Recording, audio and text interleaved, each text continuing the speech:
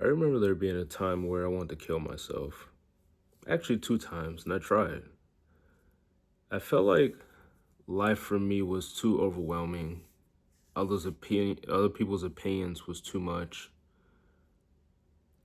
I felt like expectations of me were too high because I didn't have confidence within myself to meet those expectations.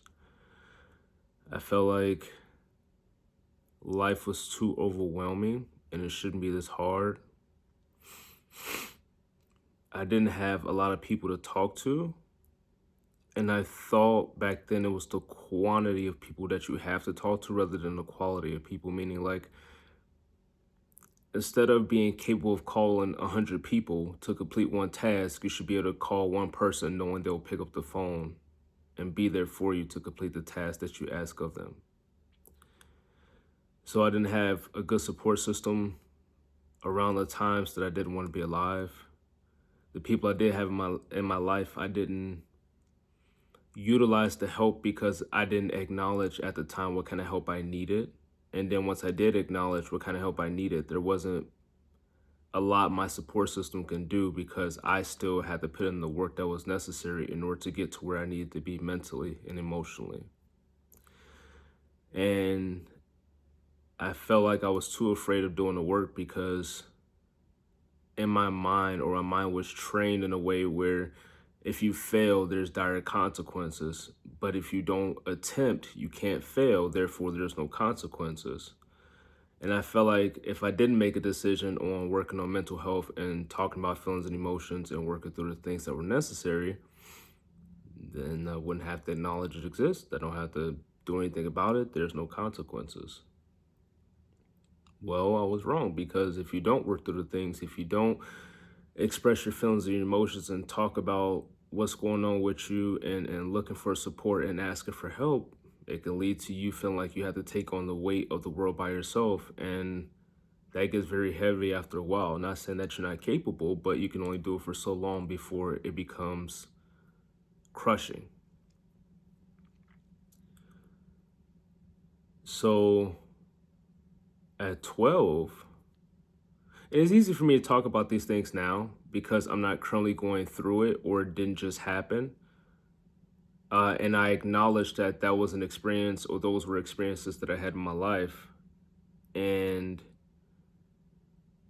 I acknowledge my growth from the time I had those experiences up until now. And that's what is more so looking at the positive aspect of it. So instead of in the moment or even a little bit after the moments feeling ashamed that I tried to commit suicide and like I lived and now I got to deal with everybody's opinions and how everybody views me and like how people treat me different because they're stepping on eggshells hoping they don't say or do the wrong thing around me, and but also like wanting me to acknowledge that they're there for me as support and they got my back. And it was just a whole lot going on to where I didn't acknowledge it then because I was in it, but now that I'm past it and I've grown from it, it's easier for me to talk about. But when I was 12, I felt like life at the time was overwhelming. My grandma was really sick. My grandma was like almost like a second mom to me at the time. Um, and losing her was hard. And then also, I had other things going on in the background that also felt hard for me to work through. And going to my parents grew up in an era where mental health wasn't really a thing. Cause like back then, if you go tell your parents, "Hey, I'm sad," they'd be like, "Oh well," or "Hey, I'm depressed." They'd be like, "Oh well, you better depress them dishes, or you better depress this. You better like you can't be sad. There's no such thing as depression. You're just sad, and you will get over it eventually.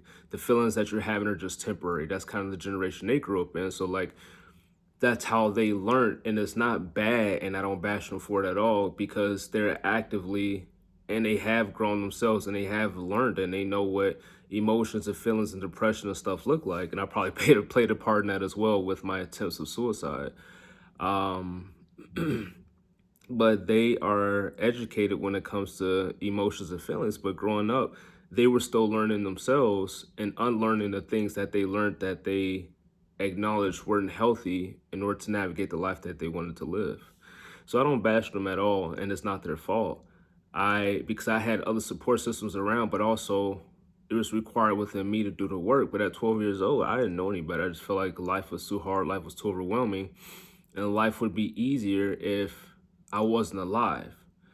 And obviously that's not true, because yeah, dying is easy, or killing yourself is easy, and living might feel hard, but it's only as hard as you make it, because you can sit there and become overwhelmed by all the situations that you have going on in front of you, or you could take it one by one or step by step and navigate it the way that it's easier for you as an individual to accomplish the task. And all you can do is acknowledge your own capabilities and acknowledge that you can only do so much in every situation. Every situation isn't going to be perfect, because you're not a perfect human. And therefore, every situation you can only do the best you can. And after the situation transpires, you learn from it and you gain the experience to do better next time the situation happens. But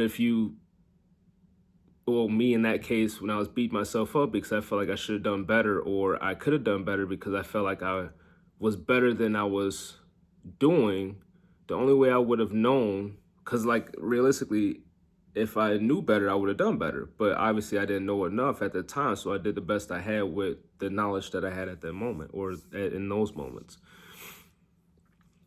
And I say all that to say, at 12 years old, when life feels overwhelming, like realistically speaking, how overwhelming is life for a 12-year-old? And granted, it depends on what situation that 12-year-old's in, or what environment they're in, because some 12-year-olds' lives are harder than others. But at that time at 12, things were hard, but like they weren't as hard as I viewed them or perceived them, but I had nothing else to compare it to. So I felt like I was experiencing the worst that it can get, because that was the worst it had got. Yeah. So I wrote a suicide note, and I can't remember what it said, but I think it vaguely was like, I love y'all, I'm sorry, this is all my fault. And I left it in my parents' room, and I went upstairs and I tried to shoot myself in the head, and the gun jammed. I couldn't bring myself to pull the trigger a second time. So shortly after that, my mom seen a note, we talked about it, we cried, we went to counseling. And I never understood counseling at that age, because what am I going to talk to somebody else about what happened? I know what happened. I experienced it. I made the decisions. I made the choices. Even at 12, I was able to acknowledge that. It's like, it's not me needing to talk about it. It's my situations needed to change. But I don't know how to change my situations, or I don't know how to make it better.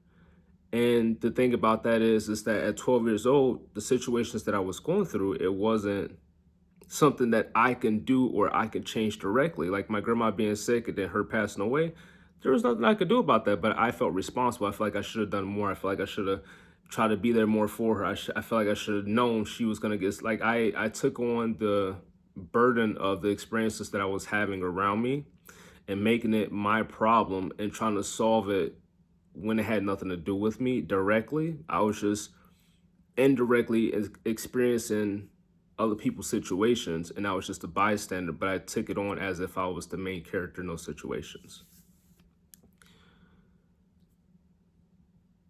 And at 12, I didn't understand that, because I just felt like that was what I was supposed to do. I tried suicide for a second time when I was in the military in 2017, I believe.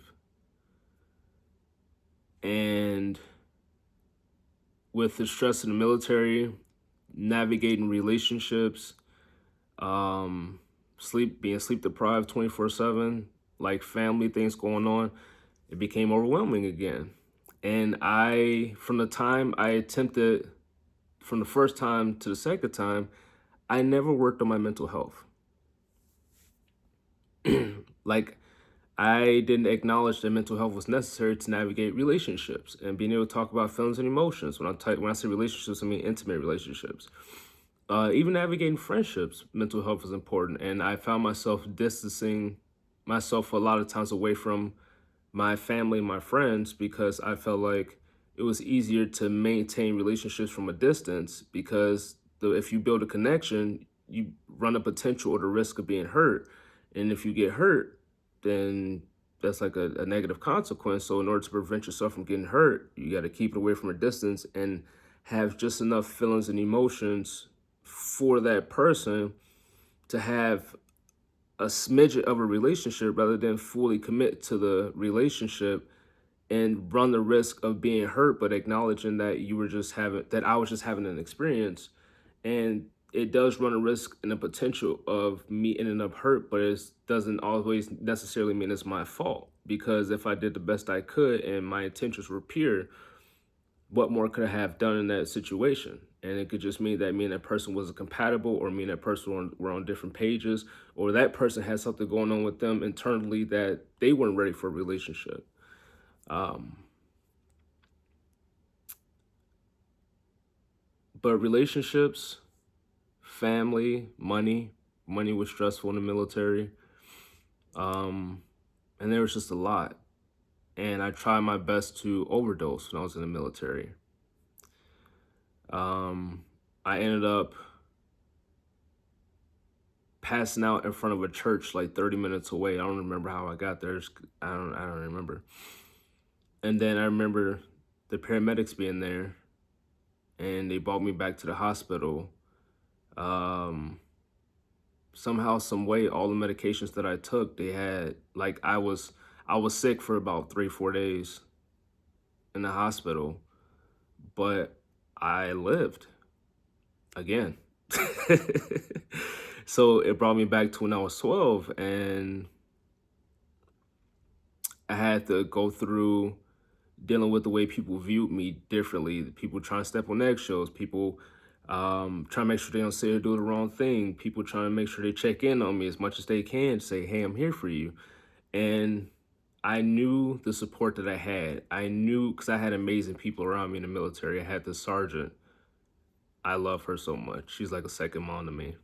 Um, as I say second mom because like I have my mom, but there are extraordinary women in my life who remind me of my mom a lot, and they are strong women. And I always call them my second moms, because they can't be first, but they're not even close to being third. So when I say second moms, I know y'all like, didn't you just say your grandma was your second mom? There's just women who are like that. Who I'm like, yeah, she's my second mom too. But I had her and I had other amazing people around me, including family and friends. I just never utilized the help because I knew what needed to be done. I was just overwhelmed by all the things that needed to be done. And instead of prioritizing the things or asking for help on the things or doing what is necessary in order to figure my shit out, if I walk away from it or if I run away from it or if I avoid it, don't have to acknowledge it, doesn't exist, you don't have to deal with it. And what does that do? Well, it only works for so long for you to try to carry the weight of the world by yourself before you crumble under it. And so I tried suicide, tried to overdose, ended up in the hospital, just was sick. And the protocol in the military is once you try to commit suicide, you have to spend about a week in the mental ward. That was my first time ever being in a mental hospital.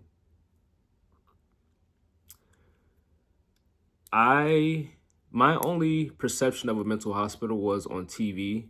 I won't say my perception, my only experience of a mental hospital was on TV through like movies and TV shows where you see patients bumping their head against the walls and like yelling and screaming and kicking and trying to fight the staff.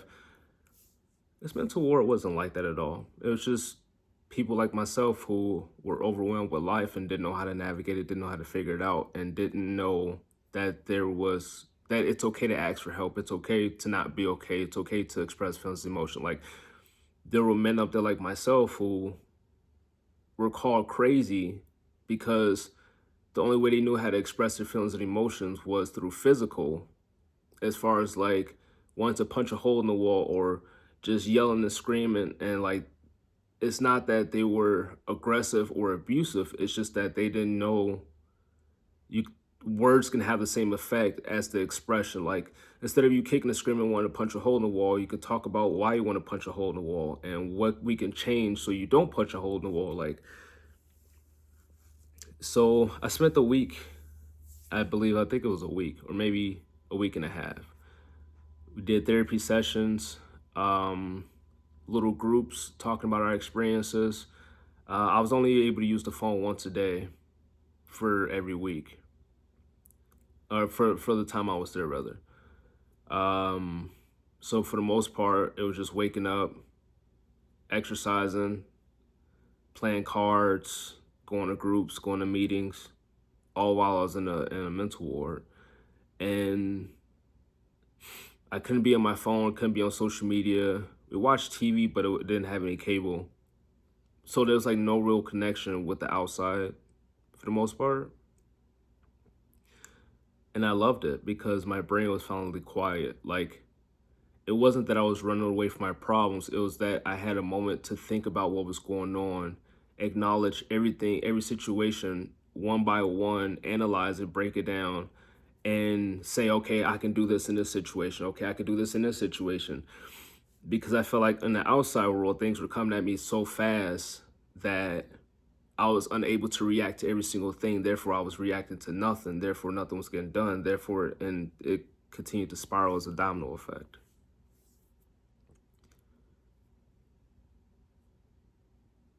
I came out of the mental ward. My mental health changed. And I was good for a while. I was on medications and stuff like that. Medication had negative side effects, though. They made me real drowsy if I took them too late.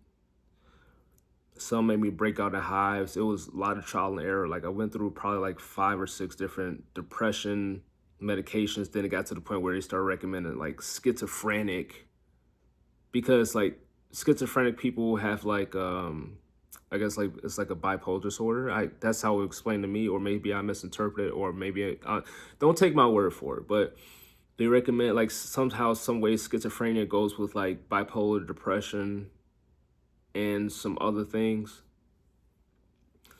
But a lot of the medications just wasn't it. It was a lot of trial and error with that. But the medication was just another form of support. It wasn't something I'm like, hey, I got depression, so I can just take this medication. It's going to cure my depression. I'm going to be happy and I'm going to have better experiences in life. Like, I still actively had to take the medication, and what the medication did, to a certain extent, was relieve some of the stress and relieve some of like the sleep deprivation, so that way I can have the energy to still deal with my shit, so that way I can still focus on dealing with my shit. But like, I still actively had to do the work. Like, the medication wasn't a, hey, here's this magical pill, take this and all your problems are solved. Like, I still had to do the work. Because of that, I didn't do the work. Because I thought the pills were going to help. After that second suicide attempt, I never wanted to kill myself again, because I figured, shit, if I can't do it 2 times, like if I'm still alive after trying to kill myself twice, something's telling me to be alive. I don't know what it is. I don't associate myself with any religious group or any religious ideology or any gods or anything like that. So I can't say it was God's will. Not that I'm disrespecting anybody's religion by any means, not that I'm attempting to. And I apologize if you're taking it that way. Just more so, maybe I was meant to live life. And it was me changing my perspective and understanding that like, death is gonna come. Life isn't a race. Death is gonna come. The starting line is where you're born. The finish line is when you die. Why do you want to get to the finish line so fast? Death is gonna come for everybody who lives. Everything that's born will die.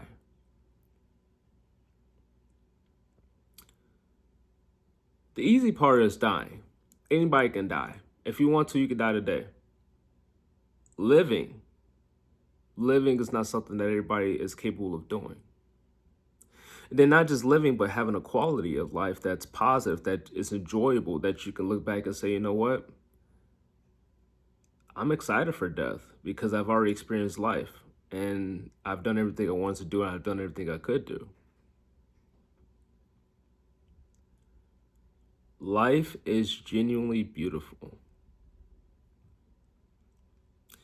I think what it took for me is to identify what makes what about life makes life beautiful. It's not just living and breathing. Like this is a blessing to be able to breathe in and breathe out because there's some people who can't do that. They need assistance from a machine or from a pill or they can't breathe at all. And I mean, is or they're not here to breathe. Rather, is more so what I'm trying to say.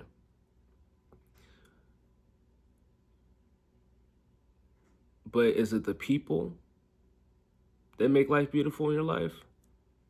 What about those people? Is it because they benefit you, or is it because it's a mutual relationship where both of you are benefiting from it in a positive way that it has longevity to it? So instead of it being just a sexual relationship, is it something that you can see yourself being with this other person for the rest of eternity if eternity is a thing for us?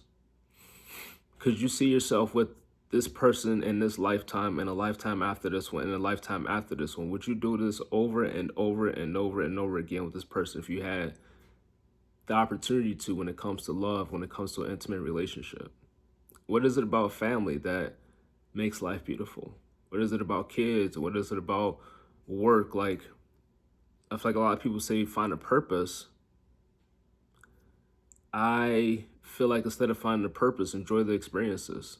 Identify what experiences you want to have and how that makes you feel and why you want to have them, and enjoy them, experience them, go out there and get it, go out there and do it. I'm not saying go crazy, because all this doesn't matter in life. Like, it does. Don't get me wrong. Life, everything that we're experiencing, everything that we have to do when it comes to us being in this human form, when it comes to us being people, like paying bills, paying taxes, taking care of your kids, taking care of your responsibilities, going to work, eating, sleeping, working out, all these things are important. They are. They are important. You treat them as such. But one day you're going to die. And how important is it? How important is it that you got a six pack, or that you ate healthy, or that you paid your taxes, or you paid your bills? Like, how important is it? And I feel like because life has so many variables, it becomes very overwhelming because all these things are important. And how do you deal with it all coming at you at the same time and trying to figure it out and trying to navigate it? How do you do that? You acknowledge that, or what I acknowledged rather, was that these things are important. And all I can do is all I can do. I acknowledge my capabilities and who I am as a person, and I love myself, and I try my best to be the most acknowledgeable, most knowledgeable, not most acknowledgeable, most knowledgeable. I try my best to be the most financially stable. I try my best to be the most prepared. I try my best to do everything I can to ensure that I'm ready for every situation that could happen. And when a situation happens, I do the best I can. And if my best wasn't good enough, or if I came up short, or whatever the case is, okay, what did I learn? Maybe next time I need to do this instead of what I did, or what I did was great. Maybe I just need to add on to it or do it differently. Or I can dwell on it and say, and take it as a loss, or take it as a strike against myself and say, I should have done better. This should have been like this. I should have been prepared for this. There's so much going on in life that I feel like you drive yourself crazy your entire lifetime trying to be prepared or trying to do the best in every situation. When I say not the best, you're trying to be perfect in every situation. Always do the best, but acknowledge that it's not going to be perfect. That's more so what I'm trying to say. But I remember when I wanted to die.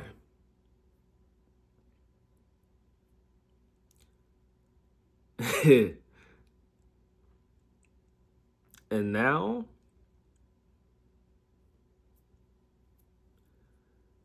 all I want to do is live.